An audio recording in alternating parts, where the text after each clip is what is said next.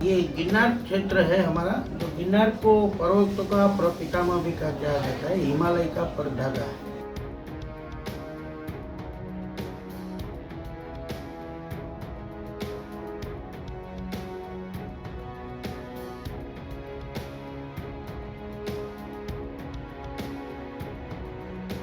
गिरनार के अंदर बहुत सारे संप्रदाय के संस्थान हैं, भिन्न भिन्न संप्रदाय के। इनमें से ये माता अम्बा रानी का मंदिर है। ये मंदिर है हजारों साल पुराना है। माता रानी अम्बे माता है।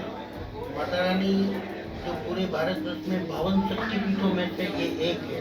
इसे उद्यन पीठ से जाना जाता है। उद्यन यानी माता रानी का उदर, यानी कि पेड़ का भाग यहाँ पर। और ये मंदिर है बहुत पुराना है। ऐसे 84 स्तंभ पे ये बना हुआ है। यही पहाड़ियों का पत्थर से बना हुआ है।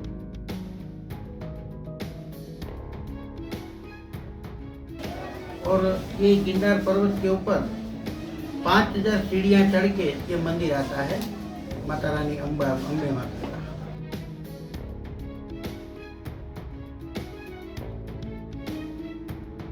तो माता रानी के पहले लोग पूरी श्रद्धा से दर्शन करने के लिए, पहले तो ये यात्रा कठिन थी, अब रोप के आने से लोग दर्शन करके माता जी का आशीर्वाद लेते हैं।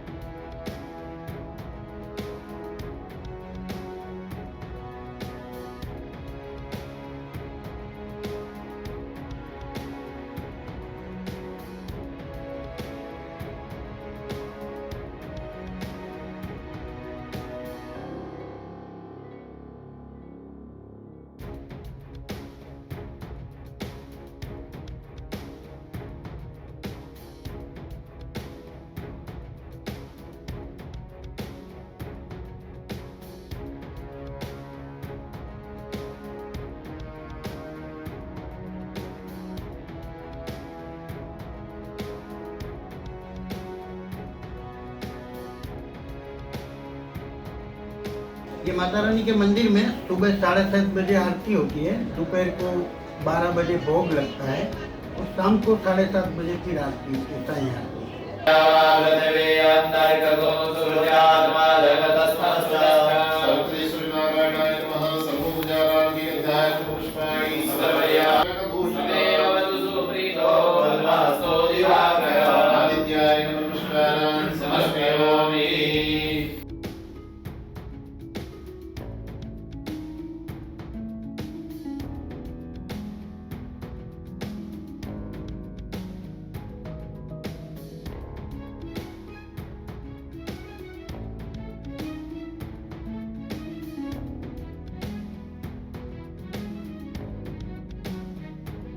लोग आते हैं पूरी श्रद्धा से। उन लोगों के जो कुल देवी भी होते हैं, उन सब लोगों की शादियों में होते हैं पूरी श्रद्धा से। यहाँ कुछ लोग अपनी शादी के बाद जो छेड़ा छेड़ी छोड़नी होती है वो विधि करने भी आते हैं। बच्चे को मुंडन करवाने की विधि होती है, वो भी यहाँ करने आते हैं। तो पूरी श्रद्धा से माता रानी को दर्शन करते हैं। माता रानी को ज्यादातर खीर, दूध और सुखड़ी जो गेहूँ की बनती है, घी डाल सुखड़ी, वो लोग यहाँ पे बैठ करते हैं। गिरनार फॉरेस्ट है, ये अभ्यारण्य है, ये पूरा का पूरा गिरनार पर्वत के ऊपर। तो इसके अंदर बहुत सारे जानवर रहते हैं। इसमें तो शेर भी है। शेर की आबादी तकरीबन 50 से 60 शेर रहते हैं। और तेंदुए है, तेंदुए यानी दीपड़ा, वो कभी कभी ऊपर आ जाते हैं। शेर तो नीचे तलड़ी, वो रास्ते में चलता है ना, ऊपर तक नहीं आ सकता कभी।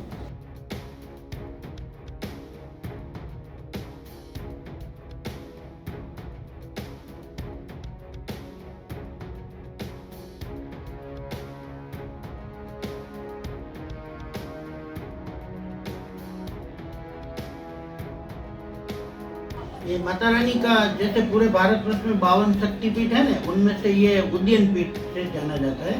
उद्यन यानी कि माता रानी का पेट का भाग, उदर का भाग।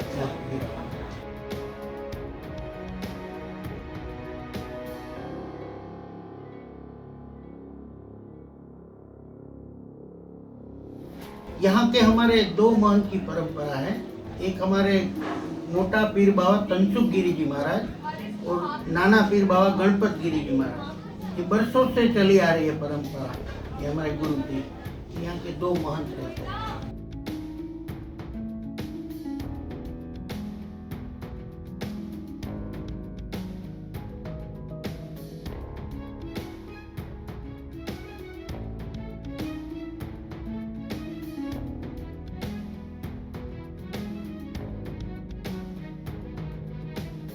गुरु दत्त महाराज यहाँ से 2000 सीढ़ियाँ चढ़ के गुरु दत्त महाराज, वहाँ गुरु दत्त महाराज की चरण पादुका है, उनके लोग दर्शन करने जाते हैं। तो इसके बगल में नीचे आओ तो कमंडल कुंड है, वहीं पे दत्त महाराज का धुनी है और वहाँ पे अनक्षेत्र चलता है। धुनी दर सोमवार को, मंडे को उनको प्रज्वलित किया जाता है और पूरा दिन यात्री उसके दर्शन के लिए आते हैं।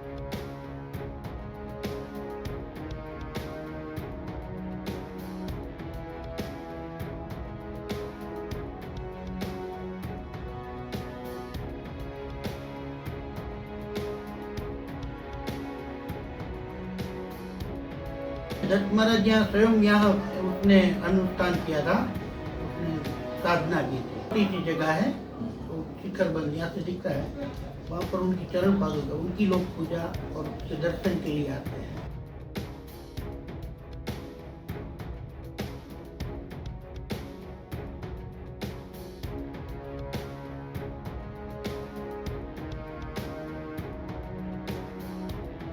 वो दत्त महाराज की जो चरण पादुका है वो आदि अनादि काल से हमारे शास्त्रों में भी लिखा है, मगर अमुक कुछ संप्रदायों ने ऐसा दावा किया था कि हमारे भगवान की चरण पादुका है, और उनका मामला कोर्ट में दर्ज है और चल रहा है।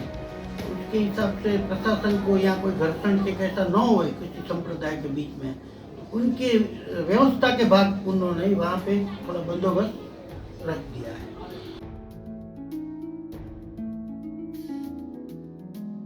पहले तो देखो ये पर्यावरण है, यहाँ पे कोई भी जाति की कोई गंदगी ना हो, यात्री स्वयं शिष्ट में रहे, और यहाँ इतने सारे ये पर्यावरण के हिसाब से जो पेड़ पौधे हैं बहुत कीमती है, माना जाता है बहुत कीमती जड़ी बूटियाँ हैं, अगर उनको नुकसान ना पहुँचे तो प्लास्टिक वगैरह का उपयोग ना करें।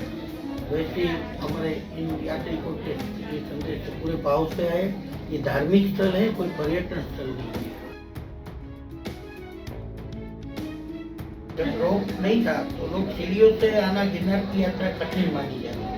अभी हम यहाँ बैठे हैं अंबाजी टेम्पल के 5000 स्टेप के बाद ये आता है, और समुद्र की सपाटी से 3500 फीट ऊंचाई पर ये मंदिर आया हुआ है। देखो रोप तो यहाँ अंबाजी टेम्पल तक के आता है, और ये रोप बना है उत्तर ब्रेको और एशिया का सबसे लंबा जो कोई रोप है तो ये 3.25 किलोमीटर की लंबाई है। और ये रोप आने से जो लोग कभी भी गिरनार नहीं देख पाए वो अक्सर आगे बहुत खुश होते हैं। हमारी भी मंदिर ट्रस्ट की ओर से भी कोशिश रहेगी, रोप भी उन्हें खटोले वाला भी करना है, तो गिरनार अभ्यारण्य है उसको साफ सुथरा रखे, गंदगी ना फैलाए। यदि आप जरूरत की जो चीज लाते हैं, यहाँ तो सिर्फ क्या होता है दर्शन का ही काम होता है, ये पर्यटन स्थल तो है नहीं। आप 1 घंटा 2 घंटा कहीं साधना करने बैठो तो अलग बात है, अगर आपके साथ कोई प्लास्टिक बैग है, पानी की बोतल है, अगर आप लाए हैं तो आप साथ में ले जाए, यहाँ वहाँ मत फेंकिए।